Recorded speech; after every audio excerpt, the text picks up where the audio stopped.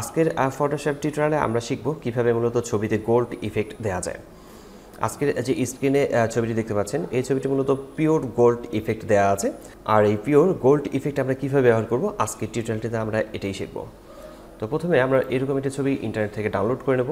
Download করে নেওয়ার পর কালো ব্যাকগ্রাউন্ডের একটি পেজ নিয়ে রাখবো এবং এখানে আমরা এই ব্যাকগ্রাউন্ডটিকে মুভ করে ড্র্যাগ করে ঠিক এই কালো ব্যাকগ্রাউন্ডের উপর ছেড়ে নেব।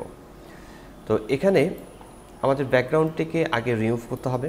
ছবিটিকে আমরা অ্যাডজাস্ট করে বসিয়েছি। এরপর হচ্ছে এই ব্যাকগ্রাউন্ডটি মূলত পিএনজি থাকতে হবে। ব্যাকগ্রাউন্ডটি আমরা রাখছি মূলত ডার্ক কালার, কালো কালার রাখছি। আপনারা চাইলে অন্য কোনো কালার অ্যাপ্লাই করতে পারেন। তো এই ছবির যে থাম্বনেইলটা আছে, লেয়ারটি আছে, এই লেয়ারটিতে ডাবল ক্লিক করতে হবে।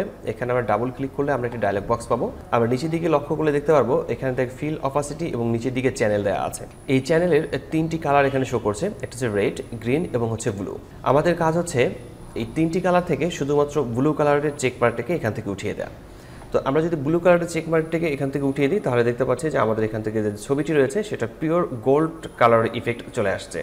ঠিক এভাবে খুব সহজেই মূলত আমরা যে কোনো ছবিতে গোল্ড ইফেক্ট অ্যাড করতে পারি। আর যদি আমরা এখানে চেক মার্ক দিয়ে রাখি, চেক মার্ক থাকা অবস্থাতে রেড কালার অথবা যে গ্রিন কালার যে কোনো একটা চেক মার্ককে উঠাই দিই তাহলে আমরা ডিফারেন্ট কালার দেখতে পারবো।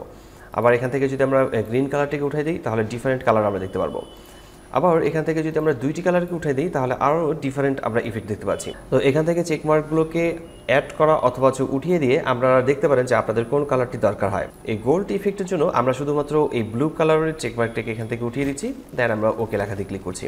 ঠিক এভাবেই খুব সহজেই মূলত আপনারা যে কোনো ছবিতে গোল্ড ইফেক্ট অ্যাড করতে পারি। কোথাও বুঝতে সমস্যা হলে কমেন্ট বক্সে কমেন্ট করে জানাতে পারেন, আমি প্রতিটি কমেন্টে রিপ্লাই করি। আজকের টিউটোরিয়ালটি এখানে শেষ করছি। দেখা আছে ফটোশপের নতুন কোনো টিউটোরিয়ালে। ততক্ষণ পর্যন্ত সবাই ভালো থাকবেন আর সুস্থ থাকবেন। ধন্যবাদ সবাইকে। আল্লাহ হাফেজ।